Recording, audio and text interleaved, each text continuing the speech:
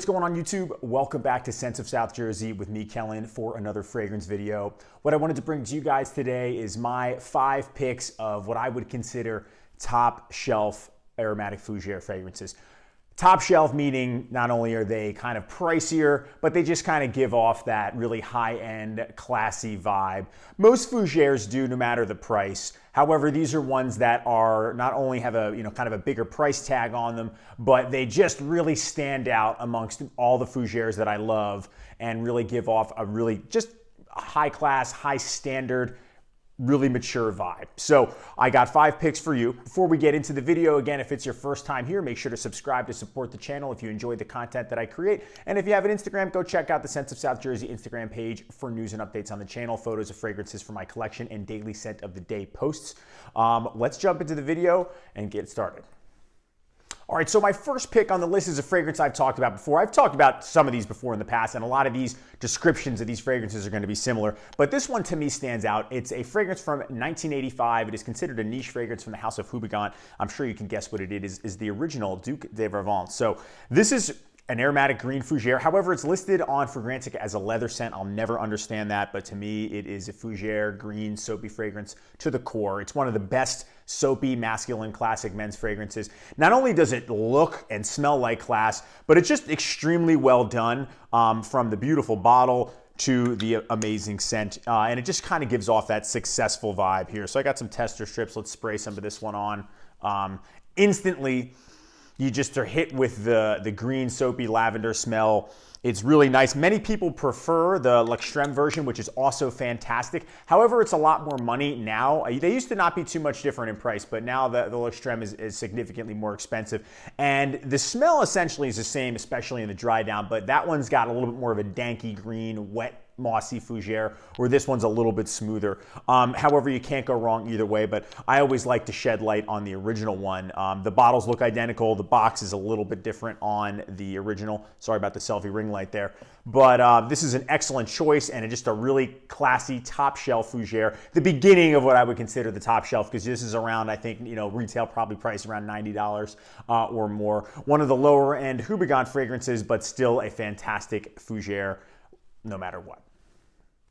Okay, fragrance number 2 on this list is from the house of Yves Saint Laurent. This is a 2003 release, sadly discontinued, but the original Rive Gauche Pour Homme is just a fantastic, high-end, high-class, relatively recent barbershop style classic, but it's an aromatic fougere, and this is a just smooth, clean scent all around. The main note is that initial licorice star anise burst. I love that stuff. There's no like sharpness or rough patches of this fragrance. Like if you take something like an Azara Pour Homme, which took me a while to kind of warm up to, that one in the opening can be very, very sharp, very harsh, and that initially put me off, where there is none of that in this fragrance. It's smooth from start to finish.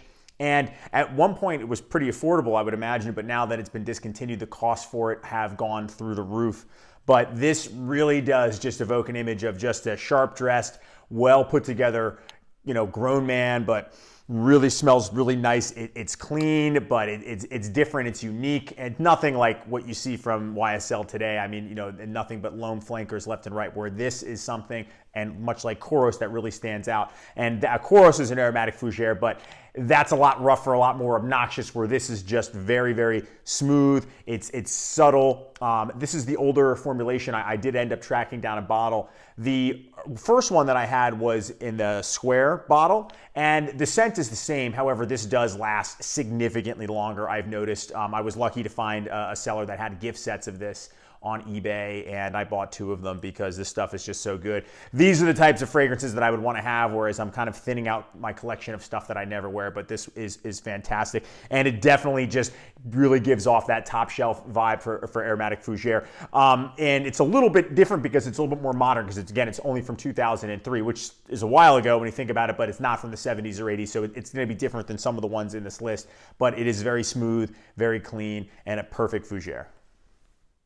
Okay, so the third fragrance on this list, I actually wanted it to be directly after Rive Gauche because there's a lot of similarities with these 2 fragrances, and I'll explain why. It's from the house of Tom Ford, and it is one of my only Tom Ford fragrances, and Tom Ford sort of bridges the gap between the gray area when it comes to designer and niche fragrances. I consider it a designer, but a lot of people consider it niche too, and it is the 2020 Beau de Jour, and I also have the 2019 private blend version. Right away, we'll go, the only differences, in my opinion, from these are going to be the bottle. The scent is exactly the same. I can't really detect any differences.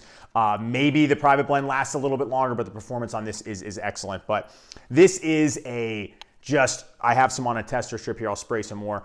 Just an amazing lavender, soapy, classic, clean, perfect signature scent, night out scent, special occasion scent, top shelf, and it commands a pretty high price tag. I think for the 100 ml at a retail level, where I got this was Blue Mercury, was about $190, where this one I got online on a good deal, actually, on Mercari. I picked it up immediately after enjoying this one when I purchased this.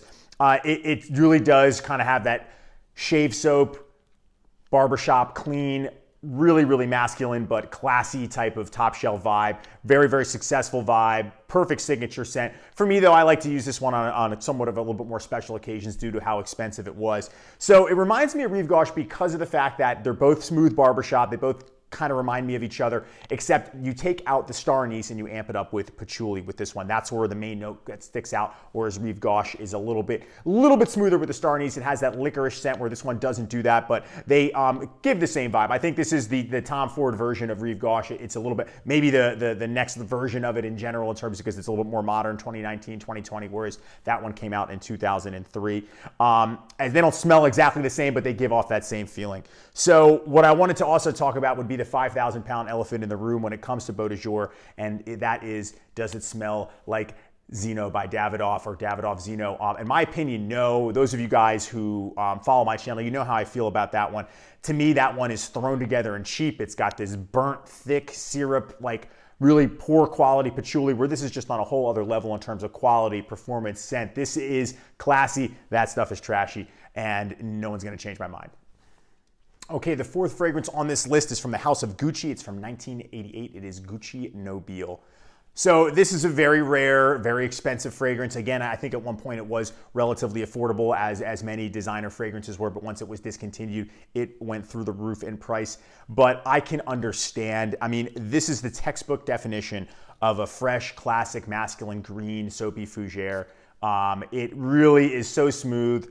It sets itself apart from anything that comes out from Gucci. It's so rare. I really only wore it on special occasion. I wore it on my birthday. I have tracked down many of the, I would say other products that go with it, like an aftershave balm, the body wash.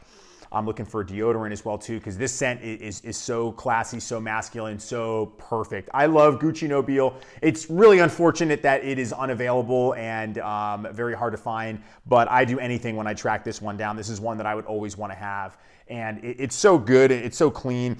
It blew me away. The first time I tried it, I got the description and I knew I would like it. I finally got a bottle, and it just immediately jumped up to my top 5 to 10 fragrances ever. And this is one that really does just set itself apart. It makes you feel like $1 million. I mean, that's the way to describe this thing. This is something you want to wear when you're going out, when you're dressed up nice. This isn't anything you'd ever want to wear in a very casual setting. At least to me, it just gives off very, very high class, high tier, top shelf type of scent.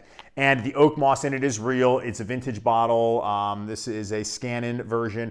But, there are other bottles that have the built-in sprayer. I wish I could track that one down, but I can't. Unfortunately, I have all the ones with the cap, but it doesn't matter because it's about the juice. And the presentation's beautiful, and the scent is just, it's amazing. Think about your really high-end, top-shelf Dracar Noir, Lamani Pour Homme, but to the max in terms of its quality and just the scent too. And it does perform really well, but it's not obnoxious in any way. There's no rough patches. Again, it's smooth and green and clean the whole way through. Gucci Nobile is amazing. To quote Mr. Smelly, when he did a little video that included this, and he just said this is what it's all about, and he hit the nail on the head, man. Gucci Nobile is so good. Okay, so the last fragrance on this list is actually a new fragrance in my collection. I got it for myself for my birthday, and I've wanted to see it once I've seen the description. Again, it's one of those that I pretty much was guaranteed to like. It is from the house of Rogue Perfumery. It is Bon Monsieur. So this fragrance, to me, is Gucci Nobile. This is the new Gucci Nobile. It's a little bit denser, a little bit thicker than Gucci Nobile, especially in the beginning. And Rogue, I guess is Manuel Cross, he is not certified by the IFFRA, so he can use and chooses to use, which is amazing, real oak moss or larger amounts of real oak moss. So this scent it's spectacular. My girlfriend loved it on me.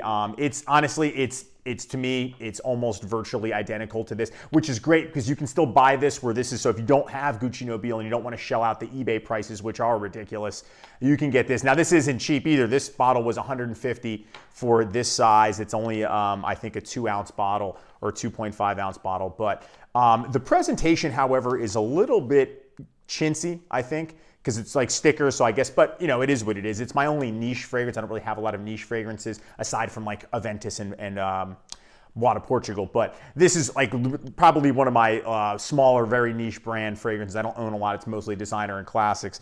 So this scent, though it's very, very similar to Gucci Nobile. Again, smooth, green, just soapy, clean, but again, a little bit thicker, a little bit denser, but still readily available. So if you like Fougeres and you don't have any niche, this is a perfect addition. It's my first from the house. I love it. It smells fantastic. It lasts a long time, and it's just exactly as I thought it would be. Again, think of the very high-end, high-tier Dracar Noir in that family, along with Duc de Vivant, and then, but more importantly to me, it smells a lot like Gucci Nobile. So this is a great alternative to this one, and it's extremely high class, high end, very, very perfect for you know, a signature scent, suit, something like that, or a button down. I don't really wear suits a lot, but I wear a lot of button downs and dress pants, and these are the fragrances that I like to pair. But very, very clean, and it's just one that, again, as soon as it's empty, I'm going to replace it because it is that good. Plus, it also reminds me of another one of my favorites.